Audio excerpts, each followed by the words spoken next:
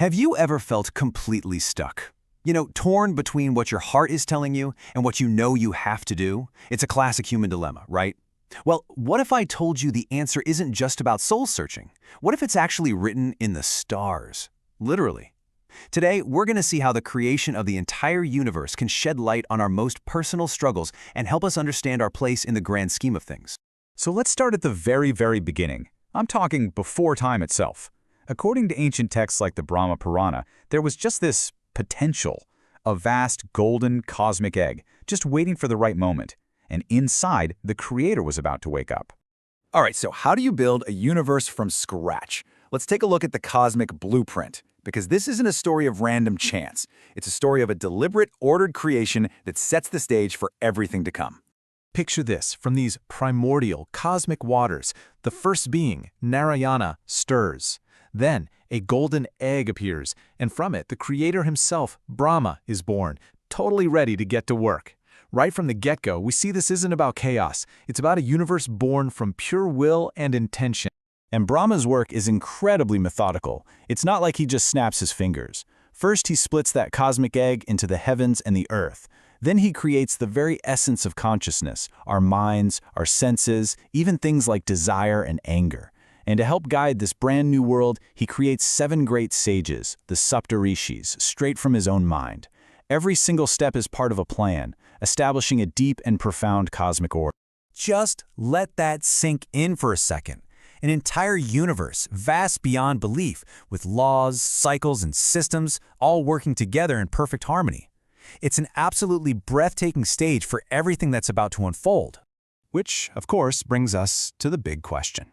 In a cosmos this massive and perfectly designed, what difference does one person possibly make? What does one single choice even matter? Well, to answer that, we've got to zoom way, way in. Okay, so we're shifting gears now. We're going from the birth of galaxies to a crisis happening in one single human heart. We're about to meet a man who's facing a choice that feels absolutely impossible. Meet Arjuna. He's a legendary warrior, a prince, and he's standing on the edge of the battle that will define his entire life. But here's the problem. When he looks at the army he's supposed to fight, he doesn't see enemies. He sees his family. His cousins, his teachers, his grandfathers. His duty says fight for what's right, but his heart is screaming at him to just drop his weapons and walk away. He's completely falling apart. And this is what he says to his guide and charioteer, Lord Krishna. Just listen to the desperation in his voice, my mind puzzled with regard to duty. He is totally lost. He knows he has a role to play, but his own feelings have left him paralyzed. He's basically saying, I give up, just tell me what to do. Now here's why this ancient story is so powerful. This isn't just about Arjuna. This is about all of us. It's that gut-wrenching moment when what you feel you should do is in a violent collision with what you want to do. It's the timeless battle between our personal emotions and our responsibilities. So, what's the solution to a crisis that deep? Krishna doesn't just give him a simple answer. He offers a whole new way of thinking, a path that doesn't change the action itself, but transforms the entire reason for doing it. The answer lies in this incredible concept called Nishkama karma, which basically means selfless action. The idea is so simple, but it changes everything. It's not about what you're doing, it's about how you're doing it. It means you do your duty, whatever it is, to the absolute best of your ability, but you completely let go of the results. You don't worry about success or failure, praise or blame, you just do the work. Now, Krishna explains that there are a couple of main paths to spiritual growth. There's the path of knowledge, for the thinkers, the philosophers, but for Arjuna, a man of action, literally standing on a battlefield, Krishna says, your path is karma yoga, the path of action. You can't just sit and think your way out of this one. You have to act your way through. And here is the core instruction, plain and simple. Go on efficiently doing your duty without attachment. The entire focus is on the action itself, done as if it's a sacred offering. And the promise is huge. By doing this, you can attain the supreme. It's a direct link from your small, everyday action to the ultimate spiritual goal. And the difference between these two ways of acting? It's like night and day. When you act with attachment, desperate for a certain outcome, the Gita says you're driven by desire and wrath.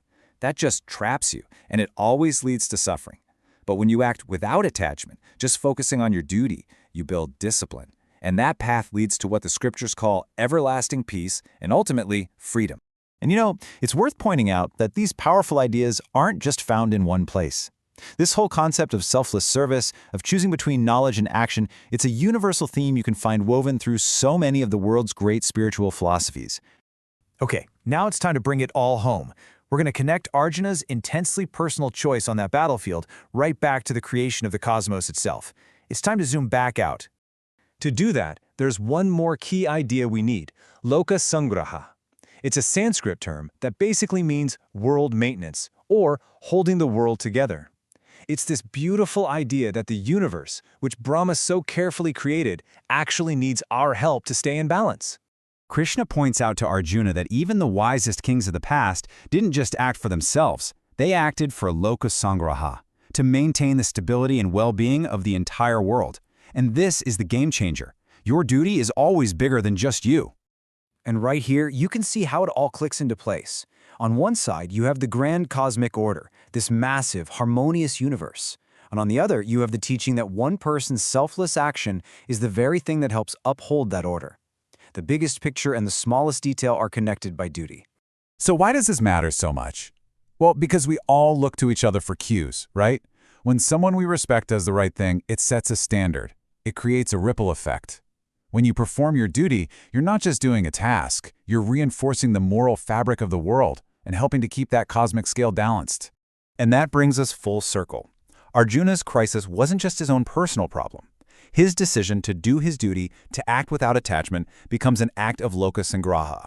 It's his small but absolutely essential part in holding up the entire cosmic order that was set in motion at the dawn of time. So, that leaves us with something to think about.